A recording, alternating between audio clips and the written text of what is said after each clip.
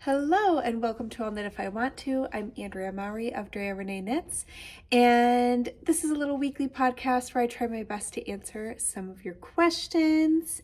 And I have some exciting news today. So I am wearing my Traveler. This is my crew neck version. The hoodie version's behind me. I'm also wearing my Traveler cowl, while my friend here is wearing the Traveler shawl. I have some more Travelers behind me. Why all the Travelers? Well, I am so excited that after months of planning, today is the day we are kicking off the newest addition to the DRK Spin It to Knit It knit along. So this is going to be our next big knit along. I'm even pulling in a pal to help me co-host. So Jess from Shop La Mercerie is going to be helping me host this knit along. And if you are new to knit alongs, a knit along is basically when we pick a common thread, if you will, a common theme to knit together with. So it can be a theme, it can be a pattern, it can be a group of patterns, it can be a type of pattern, it can be based on anything. It's just a common denominator that connects us together while we knit on something, and it's just a great way to meet new people, make friends, and it also tends to be a really great push, a motivational push to either finish our projects or try to learn something new. So if you have been around here, you probably know I'm a huge fan of knit alongs. I host quite a few of them throughout the year. There's almost always some kind of knit along going on in this little corner of the world. And excuse me. One of the reasons I love knit alongs so much is because I have met some of my dearest friends thanks to knit alongs. It is a great way to bring people together, even when we are all spread out. So if you are lucky enough to have a local knitting community, then maybe you can knit locally with some friends. But for a lot of us, we don't know a lot of local knitters, or maybe we live in an area that doesn't have a local yarn shop, or whatever it may be. It can be kind of hard to find other knitters. So by being able to do it online, it's a great way to still meet and connect with like-minded people, even though we're all spread out. So this will take place mostly in my Ravelry group in the forums. That tends to be the hub where we can get really chatty, but we also host it over on Instagram. So we try to always do it in at least two places, so that if you don't use one, but you do use the other, there's a couple different places to jump in on the fun, post photos, get to know each other. Because this is a Spin It to Knit It knit along, it will last almost an entire year. So we are kicking it off today, and it will go all the way through February 1st of next year. We like to spread it out because if you are going to spin for, say, a sweater, that can take many of us a year. That's how long we did the Weekender Spin It to Knit It knit along, and it did take me almost that entire year to spin my yarn, especially because I kept changing my mind, spinning more yarn. But we like to give a long time for that reason. You absolutely do not have to be a spinner to join the knit along. You can just be a knitter and bring whatever yarn you want to use. Any yarn is welcome, any knitter is welcome. But the patterns we're going to be focusing on is the Traveler series. So you can do the Traveler, this is the original of the group. So there is a crew neck version or a hoodie version. The hoodie's hiding under my shawl here. You can see the little drawstrings. So, and that is actually what I'm going to be working on. I'll show you mine in a minute. Or you can do, next up was the Traveler shell. So one of the reasons that I'm so excited about this and why it has taken me quite a while to get this one out there. If you've been following along, you may know that I have been hinting at the next Spin It to Knit along for a few months. And it's because I already had these ideas in place for more patterns that I wanted to add to this series. And what I love about it is I feel like there's something for everyone. So if you are that like die-hard sweater knitter, sweaters are what you knit, you have two options available, a crew neck or a hoodie. If you are one of my warm weather friends who's like, listen, I don't live in a climate where I can be knitting hoodies, then you have the Traveler Shawl.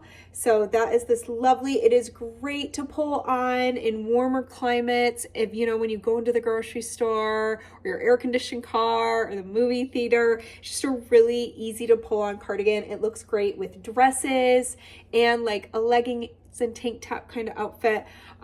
Big old beautiful pockets. So this is one that's kind of ideal for my warm weather friends or my just friends who love to layer. And then came the shawl. There are 2 different sizes of shawls. I have both of mine right here. The bigger one's wrapped on my mannequin, and here is the smaller one. These I obviously did out of my hand spun using a combo spin. So I love that there's a couple sizes of that. And then of course there is the most recently released Traveler Cowl. And I even pulled out both of these because I'm just so excited about this. So here's the Traveler Cowl. What I love about this pattern in particular, I also think it works great with the shawl, but the cowl specifically, I designed in a way that makes it work with lots of different gauges. So if you are a newer spinner or just your spinning tends to be a little inconsistent or you don't like having to spin to a very specific weight of yarn, you can adapt that pattern for different gauges. So any 4 of those patterns are more than welcome. Again, you can spin for it, or you can just grab your yarn and cast on. You can knit one of the patterns, you can knit all 4 of the patterns. The world is your oyster. We are gonna have fun prizes set up, and my friend Jess happens to own a shop called La Mercerie, and they stocked up on some gorgeous fiber. They also have beautiful yarn. So no matter what fits your fancy, they're fully stocked up today. I've mentioned it in my newsletter. So if you're a newsletter subscriber, by the way, make sure to check your inbox because there's a fun little discount for you. If you did not know, newsletter subscribers are the ones who get to take advantage of fun discounts that I like to sneak in there. I do surprise sales all the time. And before big things like knit-alongs or when a new pattern launches, I always include a little something special for newsletter subscribers. So if you aren't one and you are interested, you can find a link for that below. Am I forgetting anything? I don't think so. I will include things like hashtags in the show notes below, but we usually use the hashtag. One of them will be DRK Spins the Traveler, and the other one is just DRK Spins It to Knit It Knit Along, and we'll add on a 2024 so that we know which one we're doing because we have used that hashtag before in previous knit along. So this will be our 3rd Spin It to Knit It Knit Along. The first was the DRK Everyday Socks, and then we did the Weekender last year. And so now, I mean, that ended in June or July. So this has been a long time coming. So I'm so excited to jump into another knit along. And I'll just show you quickly what I'm gonna do, and then we'll jump into this week's questions. So I spun up this yarn. Actually, this was one of my spins for the Weekender spin last year. It is bright. I did not shy away from the color with this one. This is called Lightning Bug, and it is from Wound Up Fiber Arts, which holds a special place in my heart. That dyer can be found in Michigan. And so I spun up this whole sweaters quantity and then decided it's not what I wanted for my Weekender, and I switched gears. But it is exactly what I want for my next Traveler hoodie. So I'm gonna knit another hoodie. I've got the body started. I do have a little bit of a head start on y'all, but whips are welcome. So if you already have some yarn spun up that you were itching to use for your cowl or your shawl or what have you, whips are always welcome. I mean, if all you need to do is seam your cowl, then maybe don't enter for the prizes. There will be prizes, by the way. But otherwise, we always welcome whips into our knit-alongs. And oh yeah, also, so much of my knitting is work knitting, so I kind of have to sneak in little bits here and there. So I have a little bit of a head start on you, but we'll probably finish at the same time as you. So I'm gonna do the hoodie. My dream, the reason I'm going for this super bright color is because some of my most fondest memories of childhood is being up in northern Michigan near the sand dunes and playing out on the lakes and in the sun all day, and then in the evening you have that like full body exhaustion from playing, like swimming and being in the sunshine all day. And I remember we have photos of us like on top of the sand dunes as it's nearing sunset, and you always want to wrap up in a hoodie because you've been in the sun all day. And I picture throwing that hoodie on. I don't know why, but it's just like what pops into my head. So it's my Michigan summer, full day of sun, ready to cozy up in the evening, maybe have a campfire hoodie. So I am really excited. I hope you will join us. I will link the Ravelry forum and the Instagram hashtags below. And as I said, if you're a newsletter subscriber, make sure to check your inbox so that you can find the discount and all the other information there. All right, woo! Drink of water and we will jump into some questions. Speaking of knit-alongs, will there be a March to May knit-along? And if so, are whips allowed? I know I'll want to cast on the Tessellated cardigan as soon as it's published, but I'll wait if I must. And I actually threw a second question in here because these ones were back to back and they both had to do with the March to May knit along. I keep waiting and hoping you will announce your March to May shawl or sweater knit along. This will be my 3rd year participating. I'm doing a combo spin thanks to your suggestions, and I'm planning on knitting your new traveler shawl. Yay! So yes, March to May knit along is absolutely happening. It is going to be announced next week, right on the cusp of March 1st. That is a 3-month knit along that we do for March, April, and May. And you can knit sweaters or shawls, any of my sweater or shawls patterns. Those are the only ones allowed. We don't do cowls or accessories. It's just sweaters and shawls. But 100% that knit along will be happening. I'll be announcing that, and there will also be a special newsletter subscriber sale for that. So again, keep your eyes on your inboxes. And yes, whips are allowed. We always allow whips for the March to May knit along. That knit along basically started with COVID when we were in lockdown, and I started that knit along as a happy distraction to bring some joy back in to hopefully the lives of myself and others during a time that was pretty stressful for a lot of people. So it's very laid back, just fun knit along, and it's a great way if you've got some languishing whips, you've got some of those longer knits like shawls and sweaters that you want to clear off your needles, you're more than welcome to bring those along. They just do have to be a DRK pattern. That again, all that information will be going out next week in my newsletter, and I'll be opening up the forums and everything in Ravelry and figuring out the hashtag and all that good stuff for Instagram. So it is right around the corner, and I hope to see you there. And for my friend doing the combo spin and traveler shawl, we also allow double dipping in this knitting world. So if you want to participate in both knit alongs with your traveler shawl, you're welcome to do so. You can hang out with us on both fronts.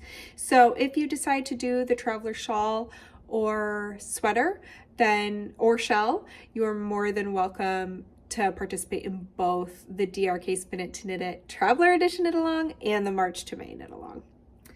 All right, question number 2. I'm curious about your stash. In this week's video, I could see 4 big bins of what look like skeins of yarn. I'd love to hear about any system you use for storage. Obviously, keep it safe from moths, but do you sort by brand, color, weight, etc.? How do you keep track?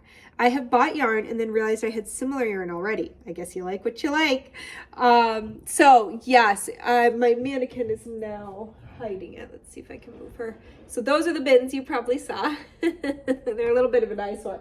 We'll keep my lovely assistant. So yes, I keep most of my yarn and fiber in bins, and within those bins, I always keep, a lot of people ship yarn or fiber in giant Ziplocs, so I keep those and I reuse them, and I keep all of my stashed yarn and fiber in those plastic like Ziploc bags, basically for moth prevention. So everything is broken down into usually like a sweater's quantity, or for some of those single skeins, I will put those together in one bag. But I do that so that if the worst were to happen, knock on the wood, if any little bugs ever made its way up here, that it would just be a little bit easier to keep it from turning into an explosive problem by having everything isolated in its own bags, in its own bins. So that is why I do that. I just feel safest doing that. I used to have everything out on shelves, but as this is my job, I do have a pretty substantial amount of yarn and fiber. And so I just realized I'm kind of playing with fire by having this all out and about, especially in a very old home. So now I have everything except for my current, like, gonna use it within the next couple months. So stuff I'm currently swatching with. A lot of times I have quite a few designs on deck, so I might be working on 2 to 3 different things. So those are what I would keep out, or my current spin, things like that. I'll keep out on my shelves, but otherwise I try to keep everything tucked away safely in bins. As far as organization goes, I've tried a few different things. I remember one time I took everything off and I think I was going to reorganize by weight instead of brand, and that did not work out for me. I ended up undoing that and going back to, I generally have things by like brand and style. So that's how I divide it in my bins. I try to keep all of one company in a bin because it's just easier when I'm like, oh, I know that I know what I'm looking for. So now I know I can go to this bin and that has all of my whatever yarn. And then obviously I can fit more than one brand of yarn in any given bin. So a lot of times I will also keep like things together. So my really woolly yarns I might keep together, my speckled indie dyed yarns I might keep together, and it just makes it easier when I'm playing with a new idea. If I know I want this type of yarn, I can kind of go open that bin. But yeah, nothing too interesting or probably kind of pretty basic the way a lot of people would want to organize their yarn. So yeah, there you go. Excuse me, I'm still kind of getting over things. Right. Oh, I do also in my bins, just a little side note, I also do like to tuck in some nice smelling things. Like sometimes I'll put in, I have a couple bars of like wool wash soap that are come in a bar kicking around that are pretty odoriferous. And so I'll stick those, or even a couple fabric sheets. Moths really don't like those fabric sheets. Or like a lavender sachet, different things like that. Sachet, whatever, however you want to say that. I'll tuck those into my bins as well, because I just feel like whatever might help keep those little guys away from me. Okay. I just recently started spinning with a drop spindle. I've only spun on it twice so far, and both times the singles I've spun come unspun as soon as I take them off the spindle. I let them both rest for a couple of days after spinning. I would like to make a plied yarn, but how do I keep my singles intact while waiting to be plied? So that to me says you need more twist. So if your yarn is drafting apart, is not holding itself, it's because there's not enough twist in it. So when you're using your drop spindle, I don't have one right here to show you, but as it's hanging, give that shaft an extra spin. Make sure you're always spinning in the same direction. So for me with my singles, I like to spin clockwise. So that means that my actual spindle is turning just like a clock, going clockwise. So I'm going to spin it like that a few extra times. A great way to check to see if you have enough twist is do a tug test. So before you go to take that yarn and then wrap your cop onto the shaft of your spindle, give it a little tug. If it's at all pulling or drifting, you don't have enough twist yet. So it needs to be able to withstand that little tug test. The only other thing that occurred to me was when you are applying, make sure that you then ply in the opposite direction that you spun your singles. So, which you would be. Yeah, because that wouldn't, if you were spinning in the same direction you've done your singles, that would just add extra twist. Okay. So yeah, I think you just need to add more twist. Hi, Andrea. I have finally dipped my toes into brioche knitting and am so happy to have entered the world of the most divine squish. Yes. 2024 will be my year of brioche. I have a question about yarn combinations. I want to throw some spin cycle into my next brioche project, but the pattern doesn't call for spin cycle. When using yarns like spin cycle and brioche, do you usually use it for the knit or purl columns on the right side? Is it a question of contrast, a question of preference? How do you choose where to use a variegated yarn? I'm curious to hear your thoughts, and I hope you feel better soon. Thank you. It is 100% personal preference and probably project dependent. So I actually grabbed one of my spin cycle shawls that uses brioche so I could kind of show you. So this probably isn't the greatest example because I use syncopated brioche. So I actually, can you see how there's a darker line present? So in those areas, the spin cycle becomes the knit on the right side, whereas these sides where it's predominantly gray, that is where the spin cycle is the purl, the brioche purl on the right side. But here's the wrong side of it, so you can see. This is actually much more distinct. You can really see the changeover of the syncopated brioche. So this would be spin cycle dominant, using it as a knit. And then this would be main color dominant, using the spin cycle as a purl. So there is an idea for you, just so you can kind of start to visualize. It really just depends on what you're knitting and what you want. Do you want the spin cycle to be more of like a, ooh, what is going on here kind of deal? Then I would use it as the pearls. Or do you want it to be like, hey, this is my super extra special yarn. I want it like face forward, like in your face. It's what I want to look at. Then use it as your knits. So you can really decide. You could even do a little swatch. That way you can see it, flip it back and forth and see if you have a favorite side. But the good news is you're not going to go wrong with whatever you choose. And so many brioche patterns are reversible. Tons of my brioche patterns, pretty much all of them are reversible. So you don't even always have to choose in the beginning because you can decide how to wear the finished item. Question number 5. Your chats about combo spins have opened a whole new world for me as I have a huge number of options for all those single braids in my stash.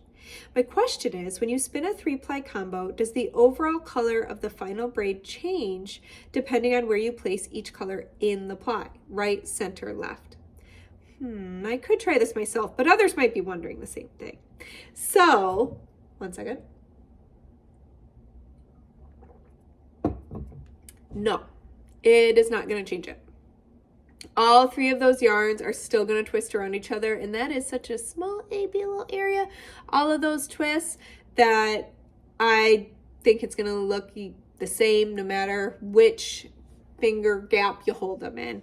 But that's just my assumption. I've never tested it. So if you want to test it and let us know, I would be curious if you did notice something. I mean, it kind of makes me think of how when we're knitting color work, the yarn we hold in our left hand is going to be dominant in the color work in the finished piece. And so there's little things like that if I had never learned that or knit much color work, I would assume it did not matter how I held my yarn for color work, but it does. But my intuition tells me that it doesn't matter how you hold that yarn when you're applying it, because it's all just twisting around itself. So I think you can hold it, whichever way you happen to put those bobbins on your Lazy Kate, it should be fine. All right, last question, and I even prepared for it. I was really proud of myself. How do you knit and walk in Maine in the winter? I want to knit and walk more, but even in Maryland, my fingers can't handle when it's chilly. So I actually went on my walk today. I did 6.5 miles, And these little guys are how I do it. So these are my Take Flight mitts. Let's let it focus. There you go. These just, I came out with these, oh my gosh, years ago. I mean, probably 7 or 8 years ago. Still holding up. These are cashmere, which is one of the reasons why they're quite warm. They really, really do keep my hands warm. They also pill like crazy, so they're actually really fuzzy. Again, I wear these. Come on, focus. Focus. Oh, I had it. And then I moved it. Let's try one more time. Well, for heaven's sake, it's not that big of a deal. But they're really, really fuzzy. I actually used my gleaner for a second to depill them. But I wear these and I'm pretty hard on them. But here is why I love them. So I wear these for my walks every day. They go up, like you can't even really barely see my pinky there. So here is what I do is, again, I think the cashmere bit is important. You want something that's really gonna keep in the heat and warm up your hands, and these do a really, really great job at that. I think a woolen spun wool yarn would also work really well. But so what I do is when my hands are really cold, usually when I go out, like today, I think it was 28 degrees when I went on my walk. So usually what I do is when I first go out, I curl my fingers into the top of the mitt and I bring my thumb in. So it's almost like a little sock. And I usually do this in my pocket and I keep both my hands in my pockets until my body in general has warmed up from walking. Then my hands will warm up and they get really warm in these. So then I can do this. I can either knit like this, but usually what I do, because I like more movement, is I actually then fold down my top triangle of the stitch pattern. Focus, there. Oh, I had it for a minute. There it is.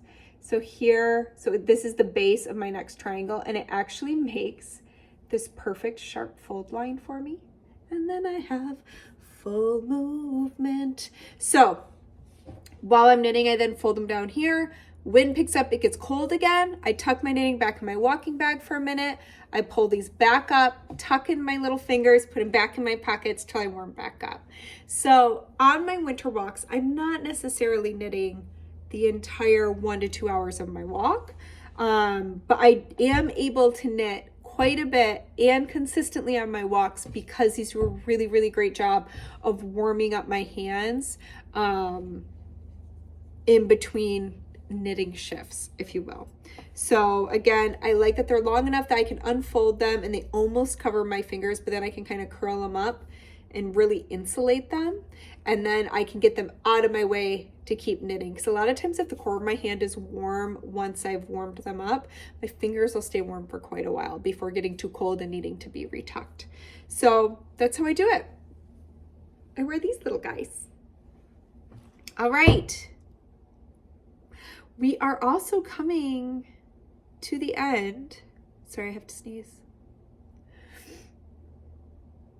I'm not that upset about the end of it, but we're coming to the end of the 100-day spindle spinning challenge. Can you believe it? It's like next week, I think, if my math is correct. I know, I feel like, let me think. I think December had 31 days, January had 30, and this February is a leap year. We have 29 days, so that is not 100 days. Oh, no, we're good. We still have like 2 weeks left. Right? I'm doing my math right. That would only be like 90 days. Hey. Okay. Well, I am actually, this is what I was looking for. I am well on my way. I have one more skein of this. This was my Mega Bat from Melly Knits. I shared a picture of me wrapped up in it when I first got sick 3 weeks ago now. 2 weeks ago, 3 weeks ago. Time flies when you're not feeling good. So it is all spun up. I just am breaking it into 2 skeins because skeins, because I actually don't like having too monster of a skein to deal with and to store until I'm ready to knit with it, or to count yardage on and stuff. So I like just a single normal skein, like this is size. So anyways, this was my Mega Bat and here's half of it. I'm hoping to finish up plying the other half this weekend. That's what I'm hoping to do. All right. Whew. I felt like I was just talking forever, but we're right at the 30-minute mark. So, okay, I feel pretty good about that. All right, I hope that you have a great weekend. I really hope you'll join us for some knit-alongs. They are so much fun, and I would absolutely love to have you. Again, you're gonna find that information below. Make sure to subscribe to the newsletter because that is where you'll get the most immediate information, and then you can save it in your inbox. If you're like, wait, what were the dates for that knit-along? Or what patterns can we use? What are the rules? It'll all be in the newsletter for you, along with your special discount. And if you are enjoying these little weekly YouTubes, we would so love if you hit the subscribe button and liked the video, but you do you. And I hope to see you back here next week. Happy knitting!